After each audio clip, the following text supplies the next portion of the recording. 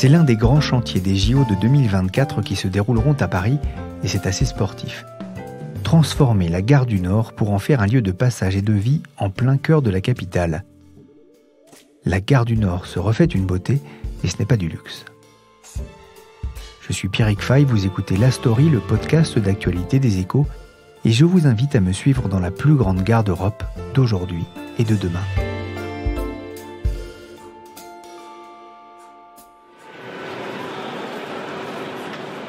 « 180 millions de voyageurs par an, 750 000 personnes qui transitent chaque jour à bord des métros, RER et trains qui passent par la gare du Nord. C'est, dit-on, la troisième plus grande gare de voyageurs du monde, derrière celle de Tokyo et de Chicago, et la première d'Europe par sa fréquentation. Mais la gare du Nord traîne aujourd'hui une sale réputation.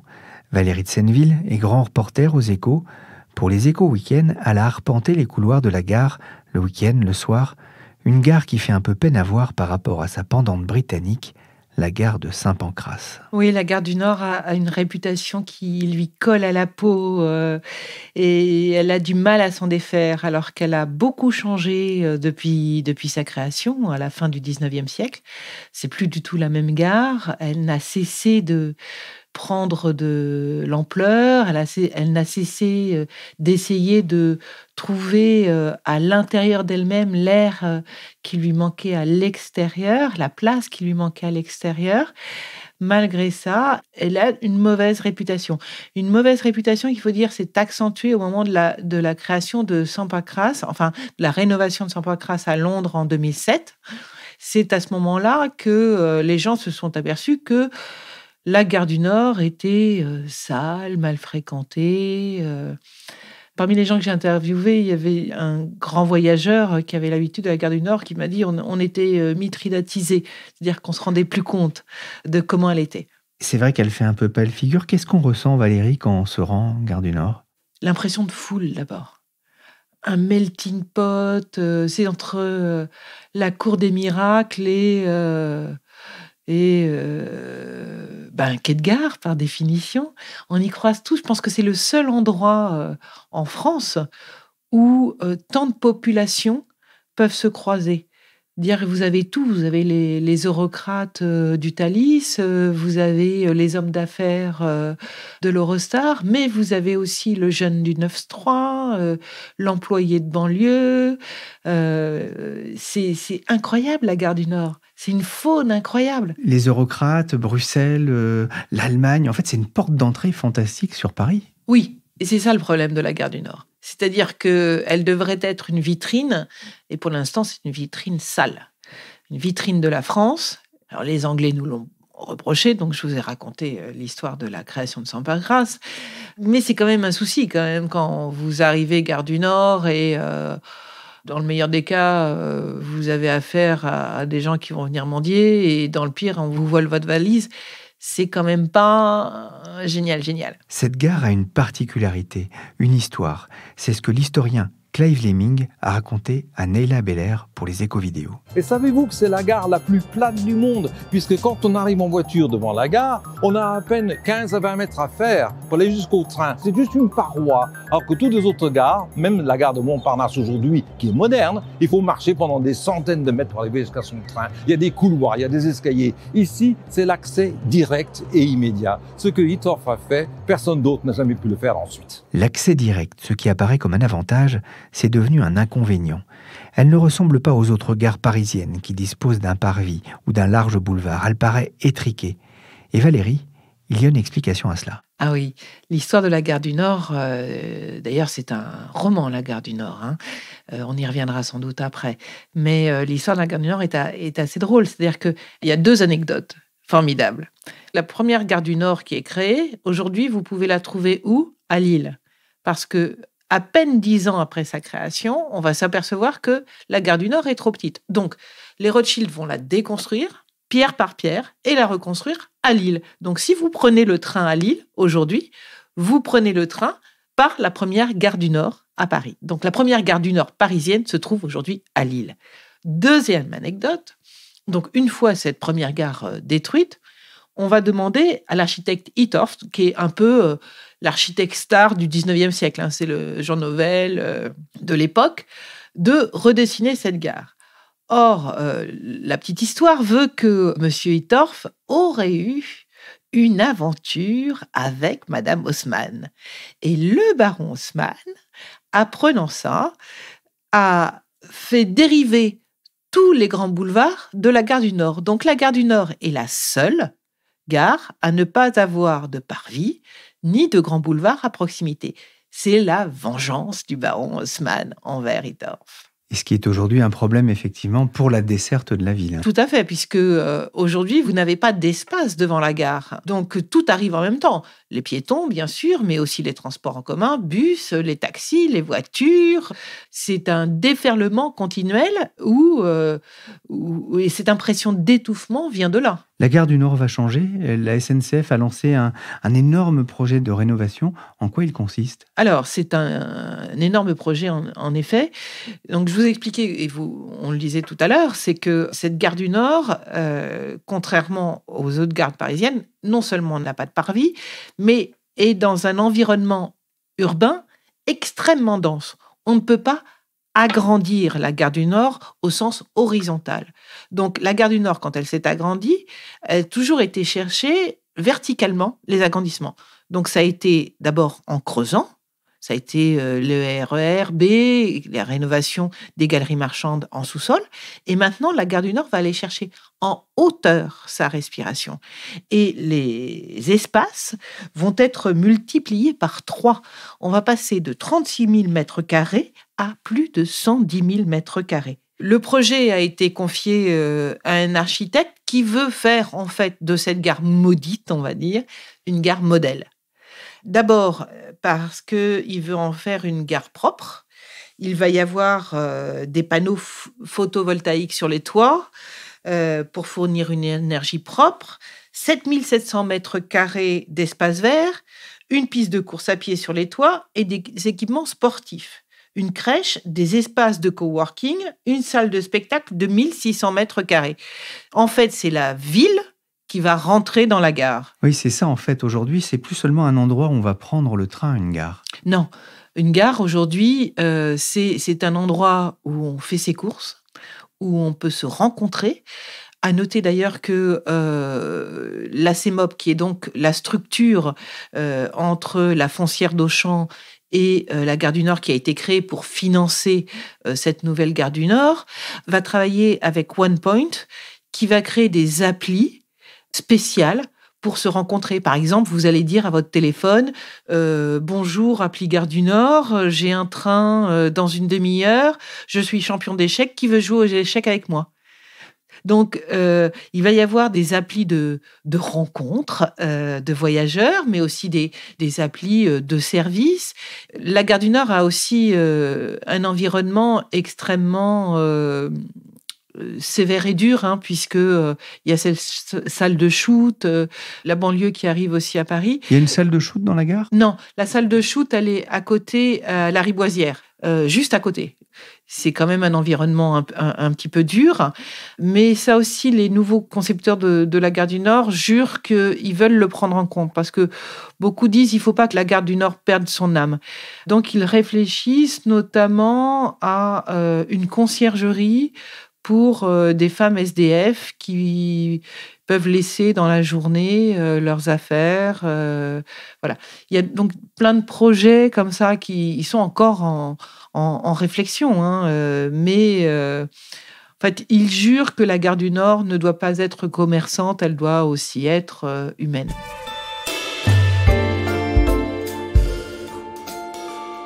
La SNCF gère un parc de 3000 gares. En moyenne, 80 font l'objet de travaux importants de rénovation chaque année, parfois pour des montants conséquents. 100 millions d'euros pour les gares de Rennes ou de Bordeaux, par exemple. La rénovation de la gare du Nord est un projet beaucoup plus important car c'est la première gare d'Europe.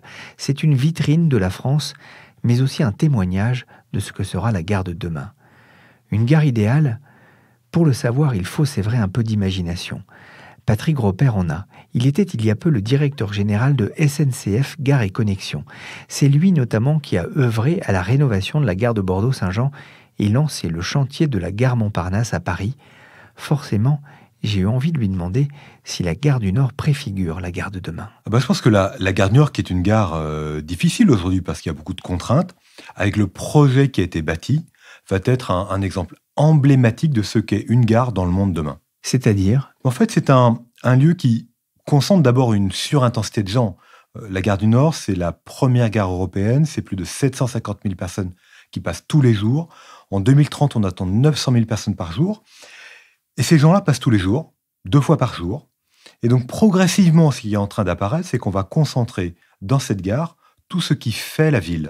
Et ce qui fait la ville, ce sont évidemment les éléments de mobilité, donc le vélo, la trottinette, le bus, le métro, le train, évidemment, de banlieue et le train à longue distance pour aller à Londres ou à Amsterdam.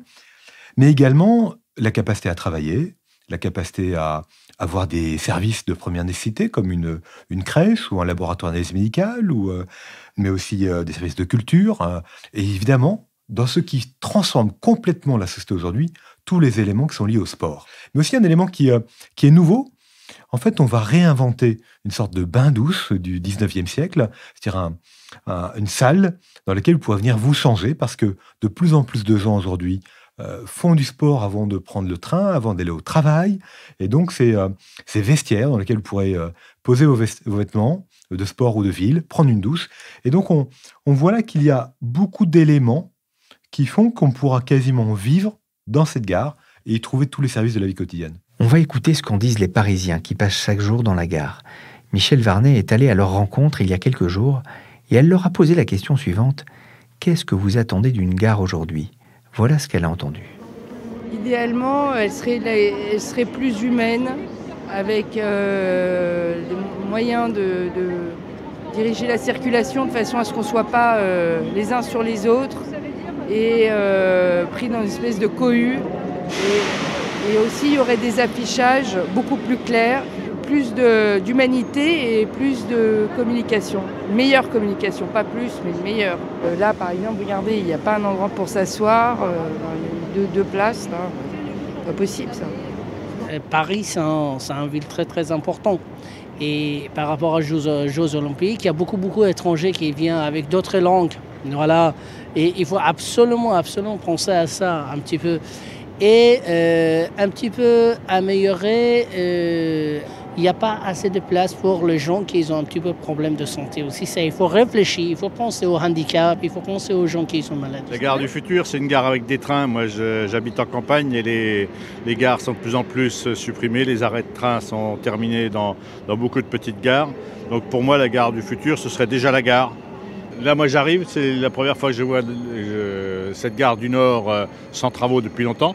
Et je vois que tout a été réservé pour qu'il y ait un commerce le plus prospère possible. Donc ce qu'on appelait dans le temps les usagers du train, aujourd'hui ne sont devenus que des consommateurs de produits périphériques autour du train. Moi j'attends des gares qu'elles apportent des services de transport ferroviaire et pas forcément une batterie de produits qui vont se retrouver dans les poubelles et dans les vides-greniers le dimanche, parce que tout cela, on ne fait pas une société qui a du sens. Patrick Robert, qu'est-ce que ça vous inspire ? D'abord, dans ce que demandent les clients, il y a une très grande part de bon sens. Donc, le point le plus important que j'ai moi toujours répété aux équipes, c'est qu'une gare, c'est d'abord un lieu où on accueille des trains. Et donc, assurément, le premier travail des équipes chez Gares & Connexions, c'est d'accueillir des trains, de faire en sorte que l'information soit là, que la gare soit propre. Et les équipes ont fait d'énormes efforts sur la propreté. Et donc, on est là sur le cœur de la promesse. Quand un des clients demande à préserver l'architecture, évidemment, on est là sur un des joyaux du 19e. L'architecture de Hittorf, construite au milieu du 19e, est un objet extrêmement beau. Et tous les travaux qui vont être faits vont être d'apposer à côté un bâtiment très contemporain dans lequel on va réinventer, sous la patte de Denis Vallode, grand architecte français, ces passages parisiens du 19e qui permettront de servir de grands lieux de service et de passer sur une longue avenue de plus de 300 mètres, 16 mètres de large, un peu comme ce que vous trouvez dans le 9e ou le 10e arrondissement. Et puis l'architecture de Hittorf, elle va être magnifiée, rénovée par un travaux d'éclairage qui vont remettre en majesté cette architecture historique. Donc on est bien sur des éléments où aujourd'hui, les équipes de SNCF répondent à ces attentes des clients, mais quand on construit une gare qui va être livrée en 2023, 2024, cette gare, elle est livrée pour les 15, 20, 30 ans qui viennent.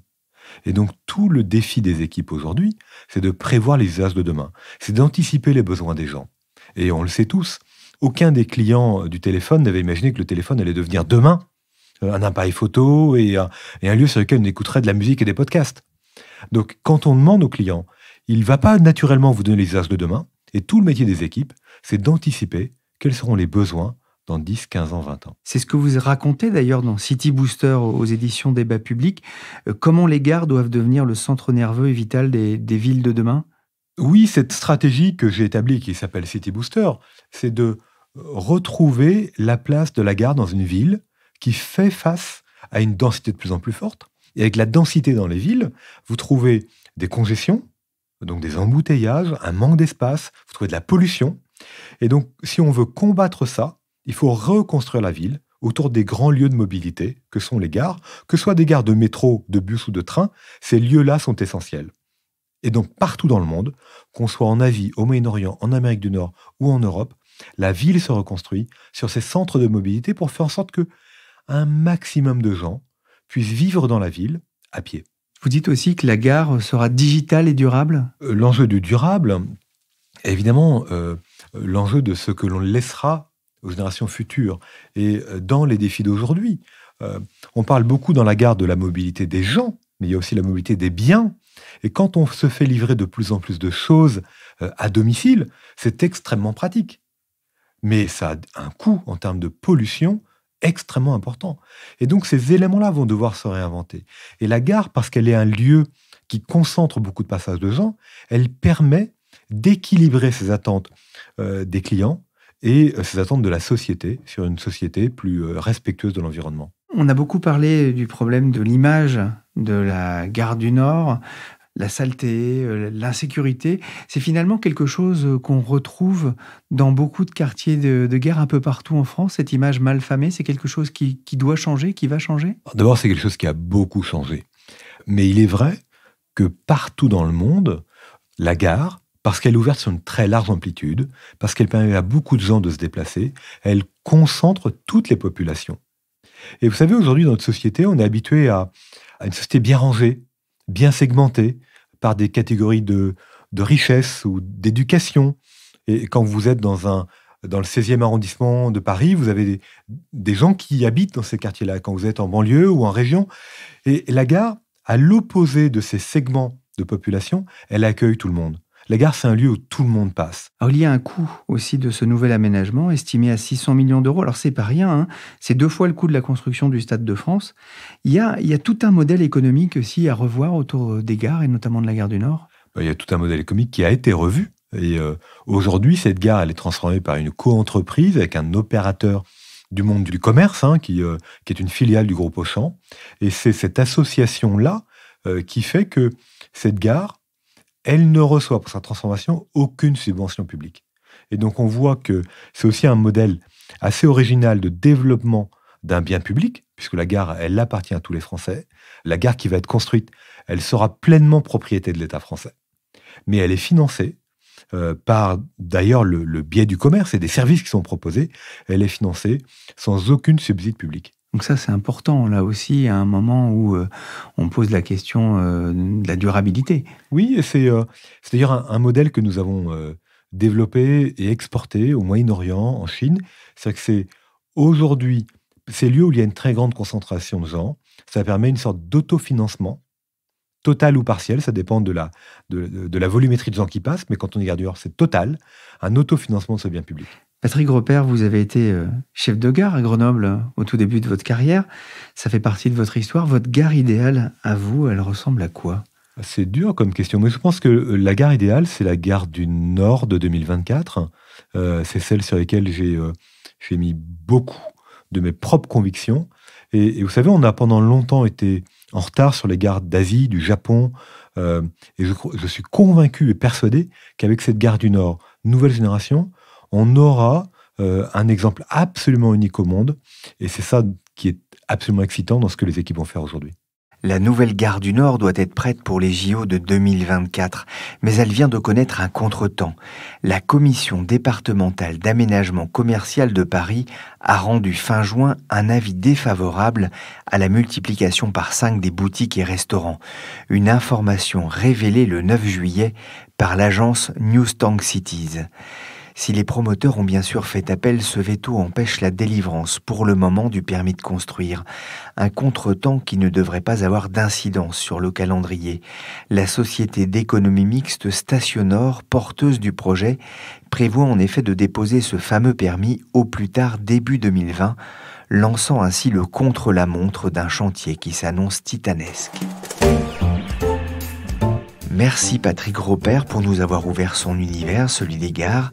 Merci à notre grande voyageuse Valérie de Senneville et merci à Michel Varnet pour ses rencontres dans la salle des pas perdus. La story, le podcast d'actualité des Échos, c'est fini pour aujourd'hui.